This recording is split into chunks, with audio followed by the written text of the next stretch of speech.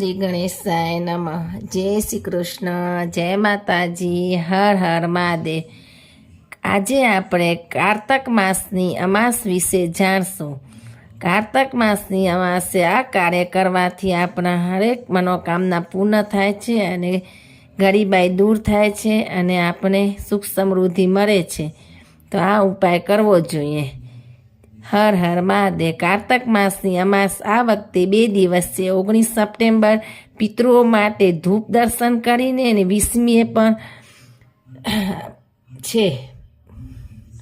કારતક માસની અમાસ 2 દિવસ રહેશે. 19 નવેમ્બર પિતૃઓ માટે ધૂપ ધ્યાન કરો. 20મીએ નદી સ્નાન અને દાન કરો. જાણે તહેવારો સાથે જોડાયેલી માન્યતાઓ. તો આપણે અમાસ વિશે જાણશું. હાલમાં કારતક મહિનો ચાલી રહ્યો છે અને આ મહિનાની અમાસ તિથિમાં પંચાંગ ભેદના કારણે તે 2 દિવસ 19 અને 20 નવેમ્બર સુધી ચાલશે. કારતક મહિનાની અમાવસ્યાના દિવસે પિતૃઓ માટે ધૂપનું ધ્યાન કરવાનું વિશેષ મહત્વ છે.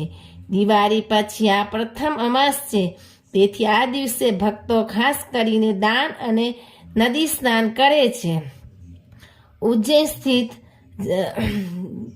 સ્થિત જણાવ્યા મુજબ અમાસની તિથિ 19 નવેમ્બરના રોજ સવારે 9:43 વાગે શરૂ થશે અને 20 નવેમ્બરના રોજ બપોરે 12:16 સમાપ્ત થશે. ઉદય તિથિ અનુસાર આ તહેવાર ઉજવનારા 20 નવેમ્બરના રોજ સ્નાન અને દાન કરી શકે છે. શ્રાદ્ધ અને તર્પણ જેવા પૂર્વજોના ધાર્મિક વિધિઓ કરવા માંગતા લોકો 19 નવેમ્બરના રોજ બપોરે આ ધાર્મિક વિધિઓ કરી શકે છે. કારતક અમાવસ્યા સાથે જોડાયેલી ખાસ વાતો છે તે આપણે જાણીએ.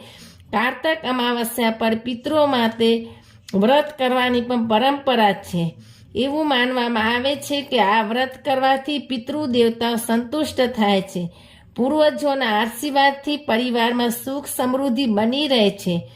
જે લોકો તેમના પૂર્વજોના ઉદ્ધાર માટે કંઈક કરવા માંગતા હોય તેવા અમાવસ્યા પર પિંડદાન કરી શકે છે. આ મહિનાની અમાવસ્યાએ વ્રત અને પૂજા કરવી જોઈએ. અમાવસ્યા પર પવિત્ર નદીમાં સ્નાન કરવાની પરંપરા છે.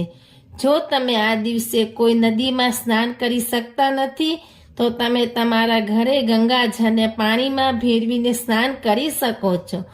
આમ કરવાથી પણ તીર્થયાત્રા કરવા જેવું પુણ્ય ફળ મળે છે. સ્નાન કર્યા પછી તાંબાના વાસણમાંથી સૂર્યદેવને જળ ચરાવવાનું અને ઓમ સૂર્યાય નમઃ મંત્રનો જાપ કરવાનો. અમાવસ્યા પર સૂર્યના નામ પર ગોળનું દાન કરવું જોઈએ. આ દિવસે શિવ મંદિરમાં જઈને તાંબાના વાસણમાં પાણી ભરીને શિવલિંગનો અભિષેક કરવો જોઈએ. ઓમ નમઃ શિવાય મંત્રનો જાપ કરવો જોઈએ. જળ અર્પણ કર્યા પછી શિવલિંગ પર ચંદનનો લેપ લગાવવાનો. બિલ્વપત્ર, ધતુરા, દતિકા, ફૂલ, ગુલાબ વગેરે ચરાવવામાં આવે છે. મીઠાઈઓ પણ અર્પણ કરવી જોઈએ. અગરબત્તી પ્રગટાવીને આરતી કરવાની. હનુમાનજીની સામે દીવો પ્રગટાવો અને હનુમાન ચાલીસાનો પાઠ કરવાનો. આ દિવસે ભગવાન વિષ્ણુ સાથે મહાલક્ષ્મીનો અભિષેક કરવો જોઈએ. અમાવસ્યા તિથિએ સમુદ્ર મંથનમાંથી દેવી લક્ષ્મી પ્રગટ થયા હતા. તેથી દરેક અમાવસ્યા પર લક્ષ્મીજીની પૂજા કરવાની પરંપરા છે. અમાવસ્યા પર ચંદ્ર ભગવાનની પણ પૂજા કરવી જોઈએ. આ દિવસે ભગવાન શિવના મસ્તક પર બિરાજમાન ચંદ્ર અને ચંદ્ર ભગવાનની મૂર્તિની પૂજા કરી શકાય છે. ભગવાન શિવની સાથે ચંદ્ર ભગવાનનો પણ અભિષેક કરવો જોઈએ.